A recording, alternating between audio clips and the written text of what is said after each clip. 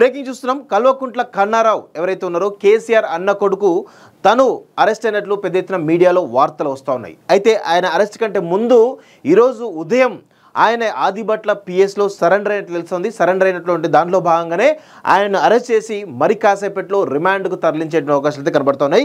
ఒకసారి వివరాల్లోకి వెళ్తే గత 2 వారాల క్రితం కల్వకుంట్ల కన్నారావు పైన భూ కబ్జా మరియు హత్యా ప్రయత్నం సంబంధించినటువంటి కేసు నమోదైనటువంటి విషయం మనందరికీ కూడా తెలుసు.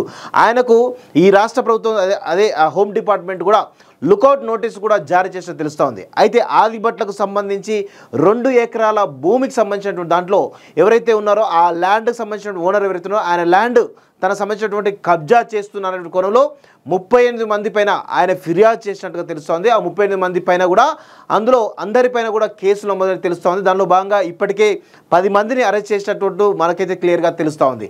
అయితే ఆ 2 ఎకరాలకు సంబంధించినటువంటి భూమికి సంబంధించిన దాంట్లో ఈరోజు భూ కబ్జా ఆ భూమికి సంబంధించిన దాంట్లో ఫెన్సింగ్ ఏవైతే ఉందో దాన్ని తీసేసి వీళ్ళకి సంబంధించినటువంటి హద్దులు పాతినట్లుగా దానిలో భాగంగా కల్వకుంట్ల కన్నారావు ప్రమేయం ప్రధానంగా ఉన్నట్టుగా తెలుస్తోంది.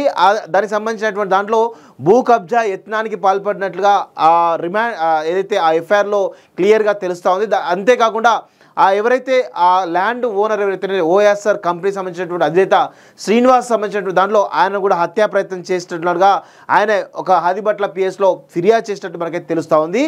అయితే దీనికి సంబంధించి ఆయన గత కొంతకాలంగా ఈరోజు అబ్స్కాండ్లో ఉన్నట్టు తెలుస్తోంది. ఆయన ఎవరికి అందుబాటులో లేకుండా మొత్తానికైతే హైకోర్టులో బెయిల్ పిటిషన్ అప్లై చేసినట్టు తెలుస్తోంది. బెయిల్ పిటిషన్ సంబంధించినటువంటి దాంట్లో మొదటి పిటిషన్ తిరస్కరించిన తర్వాత రెండో పిటిషన్లో భాగంగా ఆ బెయిల్ను కూడా రద్దు చేసినట్టు కూడా తెలిసినటువంటి క్రమంలో ఇక తనను ఎట్లయినా అరెస్ట్ చేస్తారు, నేను లొంగిపోవడం బెటర్ అనే కోణంలో కల్వకుంట్ల కన్నారావు ఈరోజు పొద్దున ఆదిబట్ల పిఎస్కి వెళ్ళి సరెండర్ అయినట్టు తెలుస్తోంది. సరెండర్ అయిన దాంట్లో భాగంగా ఆ ప్రాసెస్ మొత్తం కూడా అందులో భాగంగానే తనను అదుపులోకి తీసుకొని మరి కాసేపట్లో ఆయనను కోర్టులో హాజరుపరిచే అవకాశాలు కనబడుతున్నాయి. కోర్టులో హాజరుపరిచిన తర్వాత తనను రిమాండ్కి తరలించేటువంటి అవకాశం కూడా మనకైతే బలంగా కనబడతా ఉంది. సో దీనికి సంబంధించి ఇప్పటికే కల్వకుంట్ల కుటుంబంలో చాలా పెద్ద ఎత్తున ఈరోజు ఇది కల్వకుంట్ల కవిత నుంచి మొదలెట్టుకుంటే కల్వకుంట్ల కవిత ఆల్రెడీ ఢిల్లీ లిక్కర్ స్కామ్లో ఆల్రెడీ తిహార్ జైల్లో ఊచలెక్క పెడుతున్న విషయం మనం చూస్తూ ఉన్నాం.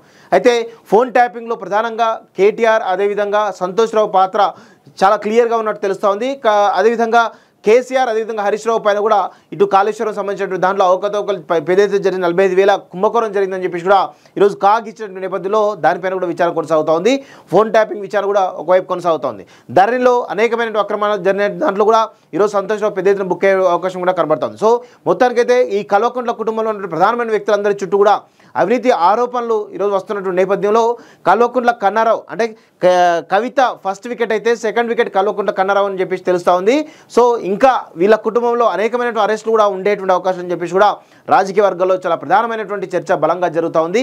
ఇటు కవిత ఇటు కన్నారావు అరెస్ట్ తోటి కేసీఆర్ కూడా చాలా పెద్ద ఎత్తున ఆయనకు దెబ్బ మీద దెబ్బ తగులుతున్నట్టు తెలుస్తూ ఉంది. ఆయనకు కోలుకోలేని దెబ్బలైతే తగులుతున్నట్టు తెలుస్తుంది. అయితే ప్రధానంగా ఫోన్ ట్యాపింగ్ వ్యవహారానికి సంబంధించినటువంటి విషయానికి వచ్చినట్లయితే ఫోన్ ట్యాపింగ్లో కూడా ఈరోజు ప్రధానమైన నిందితులు ఎవరైతున్నారో కేటీఆర్ కానీ సంతోష్ రావు కానీ పలువురు అధికారులు ఆల్రెడీ ఇప్పటికే ఊచలెక్క పెడుతున్నటువంటి విషయం మనం చూస్తూ ఉన్నాం. అయితే అవి కాకుండా రాజకీయ నాయకుల ప్రమేయం సంబంధించినటువంటి దాంట్లో ఇటు కేటీఆర్ సంతోష్ రావు ఎర్రబెల్లి దగ్గర ప్రధానంగా వీళ్ళు అరెస్ట్ అయ్యే అవకాశాలు అయితే కనబడతా ఉన్నాయి.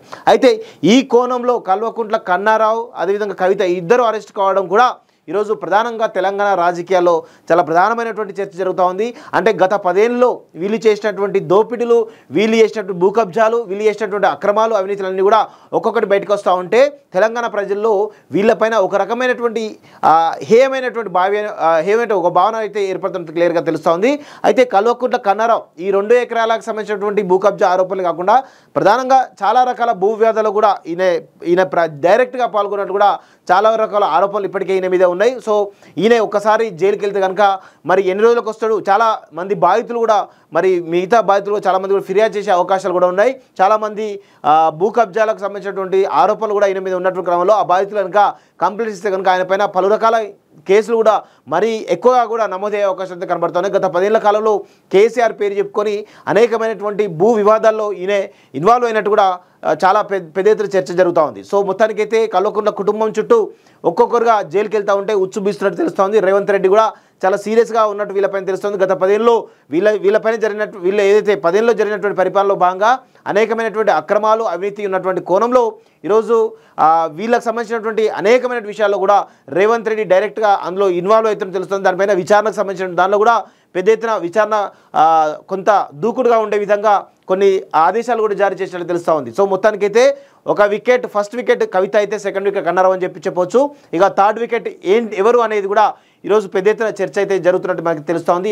ఎవరు బుక్ అవుతారు, ఎవరు అరెస్ట్ అవుతారు అనేటువంటి దాంట్లో కూడా తెలంగాణ సమాజం వేచి చూస్తుందని చెప్పి కూడా చెప్పొచ్చు వాస్తవంగా. సో మొత్తానికి అయితే కల్వకుంట్ల కన్నారావు మరికొద్ది సేపట్లో ఆయన కూడా చెంచల్గూడ జైలుకో లేదంటే చెర్లపల్లి జైలుకు కూడా వెళ్ళేటువంటి అవకాశం అయితే కనబడతా ఉంది. ఆయన కూడా 14 days రిమాండ్ ఇచ్చే అవకాశం కనబడతా ఉంది. అయితే బెయిల్ వస్తుందా రాదా అనే విషయంలో కూడా కొంత సందిగ్ధత నెలకొంది.